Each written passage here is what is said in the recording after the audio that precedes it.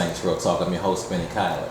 Today we're going to talk about single saints dating over 50. Right after this message. Any questions? What kind of service plan does this come with? Unlimited. Can I keep my same phone number? Absolutely. How do I change the ringtone? Just hook it up to your computer. Does it have a camera? What's the warranty? Does it come in silver? Can I put my party shuffle on this? Does it have a 3.5 millimeter headset jack? You sell a lot of these? It's the one I carry. You ever get those phantom vibrations in your pocket? Any questions?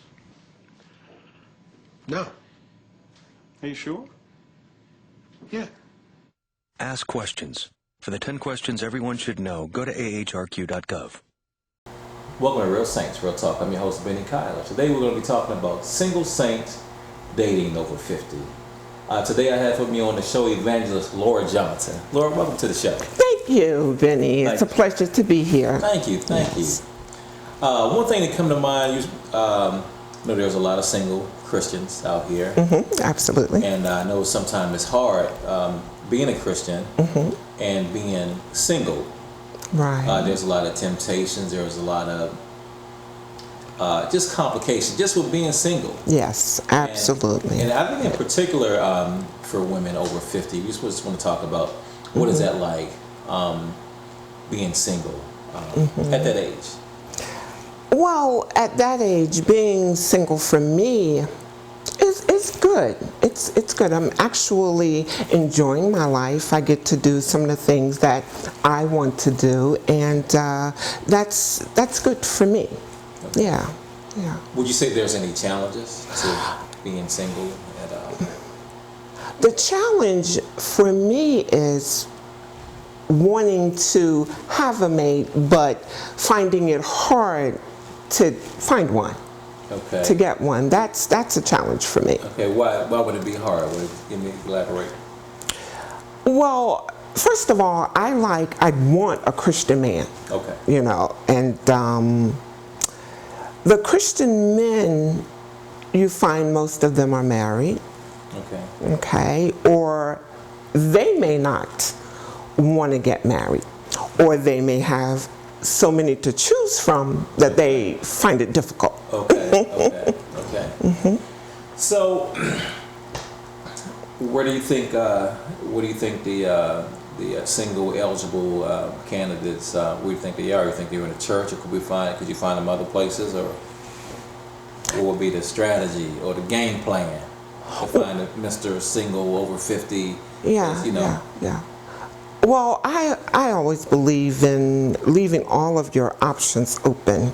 Okay. Of course, I would look in church first. Okay. But Okay. I am one who believe in getting out, going to museums, and just doing different things. I'll even take myself out to dinner to a nice restaurant. And, you never know. It could be a good prospect there, which I have met.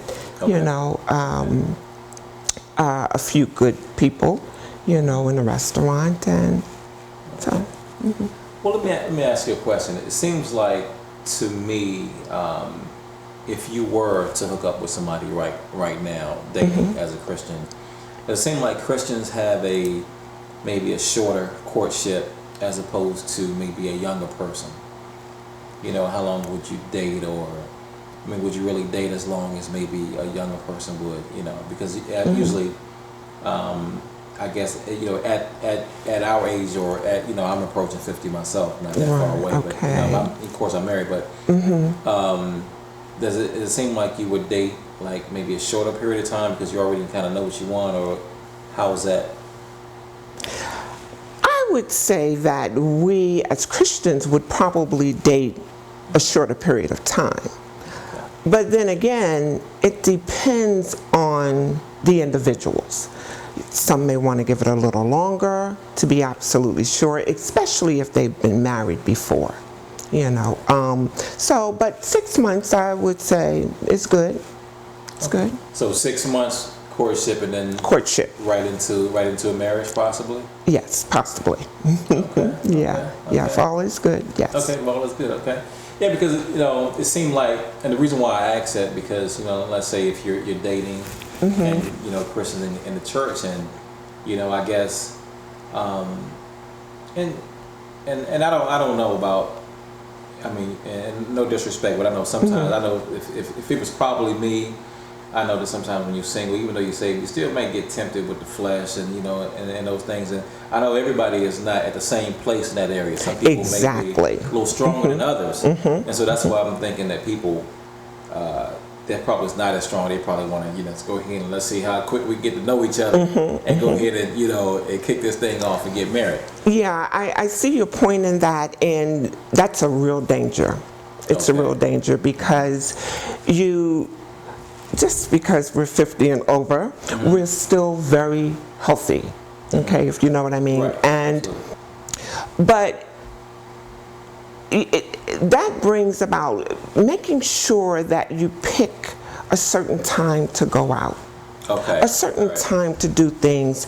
You know, why have your male friend over at 12 o'clock at night saying you're going to have a cup of coffee? I don't think so. Okay. So there are rules to dating. Exactly. So Christian dating, yes. Let's talk about Christian dating. Let's talk about what that should be like.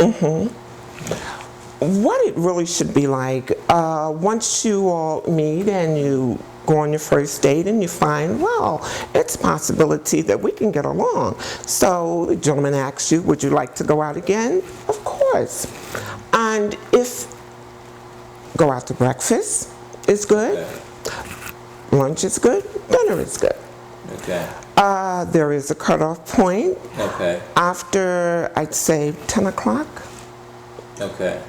You two go your separate ways. Okay, well, what if gentlemen may want to come and maybe cook a special dinner for you? You know, maybe by candlelight or, you know, something like that. That would be okay too. That's okay. Once you get to know each other and you set the ground rules, you have to always set ground rules. And I know it's difficult, but be prayerful about these things. Make sure you always pray before you go on a date and ask God to seal you. And He'll do that. God, one thing about God is He's a keeper. He's a keeper. I've had an experience of dating a minister once, and he was a wonderful person. And not to be too transparent, but he would do all those things. We would go to breakfast, we would go to lunch, and we would go to dinner, then we would go our separate ways. And he was very mindful of that.